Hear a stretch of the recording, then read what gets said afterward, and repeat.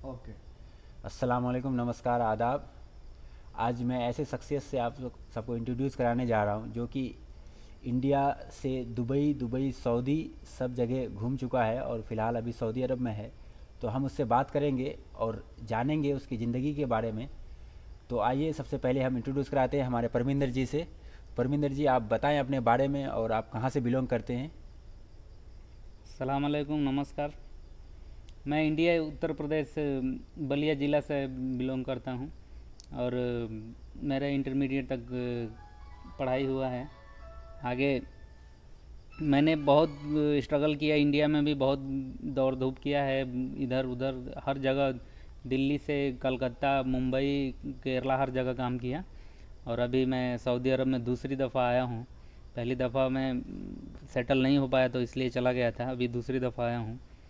तो आगे और क्या बताऊँ आप। तो अभी आप सबसे पहले ये बताइए कि आप इंडिया में क्या काम करते थे और कितने दिन किए। जी, इंडिया में तो मैं काम बहुत किया, लेकिन मेरा मेन जो वर्क था वो वेल्डिंग का काम था। तकरीबन 8-9 साल तक वेल्डिंग का काम किया और बाकी वैसे तो बहुत छोटा मोटा जॉब किया था, लेकिन मेन वर्क ये वेल्डिंग का ही था। तो वेल्डिंग का काम आप कहाँ करते थे इंडिया में। इंडिया में वेल्डिंग मैंने केरला में चालू किया था, तकरीबन 2011 से चालू किया था और 2014 तक वहाँ काम किया था। यानी 2011 से 2014 तक आप केरला में काम किया। या फिर उसके बाद आप सऊदी आ गए।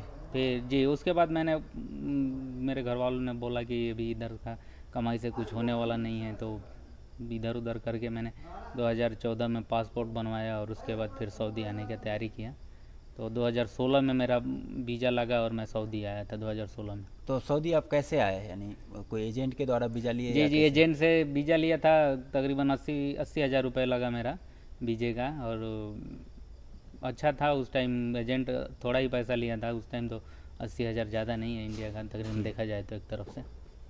तो आप सऊदी अरब आके फिर कौन सा जगह में आए पहली बार। सऊदी अरब आया था मैं, एक अलोला है मदीना से तकरीबन 200 किलोमीटर इधर पड़ता है साइड में, अलोला उधर ही सनैया करके एक जगह है, वहीं पे काम किया वर्कशॉप में। तो कैसा वो जगह, अलोला जगह आपको कैसा अलोला लगा। जगह ज़बरदस्त है। सऊदी अरब में देखा जाए तो अलोला मेरे ख्याल से बहुत अच्छा जगह है, क्योंकि मैं रियाद में भी और दमाम में भी रह चुका हूँ तकरीबन 2-2 4-4 दिन। लेकिन यहाँ का जो वातावरण और जो यहाँ का मौसम है बहुत ज़बरदस्त है। सऊदी अरब को अभी अलोला को एक टूरिज़्म प्लेस के नज़रिए से देखा जाता है, तो आपका क्या कहना है इसके बारे में। जी, अभी तो देखा जाए तो सऊदी हुकूमत का जो वो अपना है नज़रिया वो ऐसे कर रहा है, लेकिन अब अजनबियों के लिए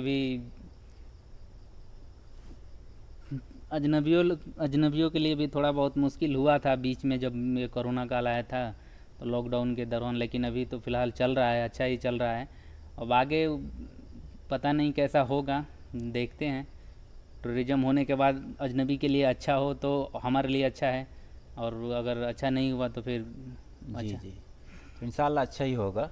इंशाल्लाह। तो अभी आप ये बताइए कि आप जब आए पहली बार तो इधर कौन सा वेल्डिंग का ही काम में आए। हाँ, वेल्डिंग का ही काम किया था तकरीबन 2 साल तक वर्कशॉप में, दरवाजे खिड़कियाँ बनवाने के लिए। दरवाजे खिड़कियाँ बनाते थे। जी जी, तो कैसा रहा वो सफ़र आपका। अच्छा ही रहा, जो भी था, जो कमाई उमाई किया, कर्जा वर्जा था वो सब तो ख़त्म कर दिया।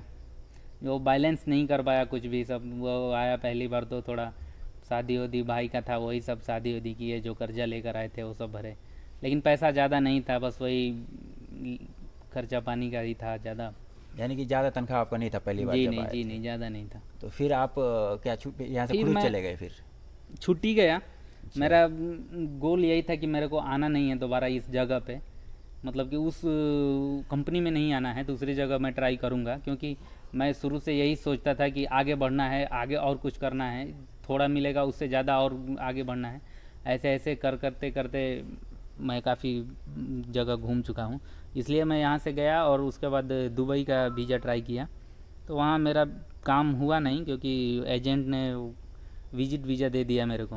विजिट वीज़ा में क्या होता है कि 3 महीने के लिए आप जा सकते तो हैं। यानी कि आपको जब दुबई के लिए आप वीज़ा लगवाए तो एजेंट आपको विजिट वीज़ा में भेजा, विजिट वीज़ा में भेज दिया। वर्क वीज़ा में नहीं भेजा। नहीं नहीं, तकरीबन कितना 4-5 हज़ार का वीज़ा इंडिया का होता है, और उसने मेरे से 50,000 60,000 ले लिया, बोला काम हो जाएगा। तो पिछली बार भी उसी ने काम करवाया था जब मैं सऊदी आया था, इस बार भी उसी ने काम करवाया, मैं उसे भरोसा करके किया लेकिन हुआ नहीं, क्योंकि एजेंट जो वहाँ मेरे को दुबई में मिला था वो थोड़ा धोखेबाज निकल गया। तो उसने क्या किया कि आजकल करते करते उसने कैंसिल, मतलब वो मेरा वीज़ा ख़त्म कर दिया। 3 महीने का मेरा टाइम जो था वो ख़त्म हो गया और दूसरा वीज़ा रिन्यूअल नहीं हो पाया, तो इसलिए मेरे को वहाँ से आना पड़ा। तो दुबई का क्या प्रोसेस है ज़रा बताएंगे? जैसा कि आप टूरिस्ट वीज़ा पे गए थे तो वहाँ टूरिस्ट पे ही रह सकते थे या आपका अपना वीज़ा को जी नहीं, स्टैम्प ऐसा करवा है, सकते थे? दुबई का प्रोसेस यही है कि अगर आप टूरिस्ट वीज़ा पे, अक्सर वहाँ पे तकरीबन 70-80% लोग टूरिस्ट वीज़ा पे ही जाते हैं। जी तो वहाँ पे ये है कि अगर तुम्हारा सेटिंग है तो तुम्हारा दोस्त यार जो भी है तुमको तुरंत अपना वीज़ा तुम्हारा लगवा देगा, वर्क वीज़ा परमिट करवा देगा। या फिर तुम थोड़ा पहले अगर कहीं कंपनी में सेलेक्ट हो गए, वो कंपनी वाला करवा देगा। अगर आपके पास टाइम कम है, तकरीबन 10-15 दिन, तो आपको अपना विजिट वीज़ा को बढ़वाना पड़ेगा। नहीं बढ़वा पाए तो आपका कुछ नहीं हो सकता है, वीज़ा तो कैंसिल हो जाएगा वीज़ा शायद। कैंसिल हो जाएगा। जी जी। तो मेरा कहने का मतलब यही है कि दुबई अगर जाना है तो वीज़ा चेक करो, या फिर अगर आपका है कोई पहचान वाला तो आप जा सकते हैं कोई भी वीज़ा लेके। यानी कि आपका कहने का ये मतलब है कि अगर आपका कोई जानने वाला है या कोई आपका जरिया ऐसा है कि जो आपको वहाँ पे हेल्प करे तो आप टूरिस्ट वीज़ा पे जाओ, वरना फिर ना जाओ। ना, यही है, जो अगर आपको लगता है कि हाँ मेरा काम करवा सकता है या बंदा बोल रहा है कि मैं करवा दूंगा, तो आप जा सकते हैं। ऐसे जाने का कोई फ़ायदा नहीं है, क्योंकि दुबई एक ऐसा है कि वहाँ पे आपको हर चीज़ का आज़ादी है। मतलब कहने का मतलब है कि आप कमा खा सकते हैं, लेकिन कोई ढंग का मतलब आपका बचत या वो नहीं कर पाएंगे। क्योंकि मैंने 3 महीने में बहुत देखा, वो दुबई में मैं अबू धाबी, शारजहाँ, हर जगह मैं घूम के आया। तो यही है कि वहाँ पे अगर आपका सेटलमेंट है तो आप जाइए, काम कर सकते हैं, नहीं तो जाने का कोई फ़ायदा नहीं। आप और एक बात बताइए कि दुबई आपको घूमने के लिहाज से अगर कोई देखा जाए तो जैसा कि, तो कैसा लगता है दुबई घूमने के दुबई लिए? घूमने के लिहाज से ज़बरदस्त कंट्री है। और मेरे को क्या, आप तो किसी से भी पूछेंगे तो दुबई नंबर 1 कंट्री है घूमने के लिहाज से। और खाने पीने का भी सब सही है, लेकिन काम के लिहाज से मेरे ख्याल से अगर आपका सेटिंग नहीं है तो दुबई में आप सक्सेस नहीं हो पाएंगे। तो आपका कहने का यही मतलब है कि आप जो भी, अगर आप दुबई जाने का अगर इरादा रखते हैं तो घूमने के लिए जाएं तो ठीक है, या अदरवाइज़ काम के लिए अगर जा रहे हैं तो प्रॉपर वीज़ा आप लेके जाएं, काम वर्क वीज़ा, या फिर तो कोई आपका वहाँ पे जरिया ऐसा हो जो जी आपका वहाँ पे हेल्प जी कर जी, सके। बिल्कुल सही। अगर आपको दुबई जाना है तो आपको वर्क परमिट वीज़ा लेके जाना पड़ेगा। आपका ये सिलेक्शन होना चाहिए कि मैं इस काम के लिए जा रहा हूँ, ठीक है। अन्यथा आप ये विजिट वीज़ा पे जाने से कोई फ़ायदा नहीं है आपको। तो परमिंदर जी, आप ये बताएं, आप फैमिली में आपके कितने लोग हैं, और आप बड़े हैं या छोटे, या फिर जी, आप? मैं फैमिली में माता पिता भी हैं, 2 भाई हैं, मैं बड़ा हूँ, मेरे से एक छोटा भाई है, एक बहन है, शादी हो गया है। बाकी मेरी भी शादी हो गई है, 2 बच्चे हैं, एक माशाल्लाह। लड़का एक लड़की। तकरीबन 10 साल हो गया शादी का। शादी का 10 साल हो गया जी। था, माशाल्लाह। तो अभी आपके लड़के लड़की कितना उम्र हो गया होंगे लगभग? तकरीबन लड़के का 8 साल है, लड़की का 6 साल है। माशाल्लाह। तो यानी कि आप अभी जो भी कर रहे हैं समझ लो उसी के लिए कर रहे हैं इधर। जी जी, जो भी उसके लिए, माँ बाप के लिए। बाकी थोड़ा ऐसा है कि आदमी अभी प्रदेश में, अब मान लो मैं तकरीबन 2010 से कमाने के लिए बाहर निकल गया था, तो मेरा सोच यही है कि मैं ये सोचता हूँ कि मैं इतना कर दूँ कि मेरा बच्चा कहीं बाहर ना निकले, कहीं सेटल हो जाए, ये दुबई सऊदी इधर उधर जाने का उसको ज़रूरत ना पड़े। तो इसी चक्कर में मैं मतलब ये कर तो रहा हूँ। आप यानी कि लगभग पिछले 10 साल से आप बाहर हैं घर से, कभी इंडिया में ही बाहर अदर जगह, या दुबई गए, सऊदी आए, तो आप क्या चाहते हैं कि आपके बच्चे को आप ऐसा क्या तालीम देना चाहते हैं कि जो वो उसको ये ना हो, या फिर क्या सोचते हैं आप अपने बच्चे के लिए? मैं यही सोचता हूँ कि बच्चे को सेटल करना है, या फिर वो कोई काम इंडिया में कोई बिजनेस कर ले, दुकान है या फिर कोई और गाड़ी का, या फिर वो कहीं अगर चाहता है कि मैं कोई नौकरी कर लूँ, सरकारी जॉब जैसे हो गया, वैसे तो सरकारी जॉब इंडिया में बहुत मुश्किल हो गया है, लेकिन मैं चाहता हूँ कि लड़का सेटल हो जाए, वो इंडिया में ही रहे, ताकि प्रदेश में घूमना ना पड़े उसको।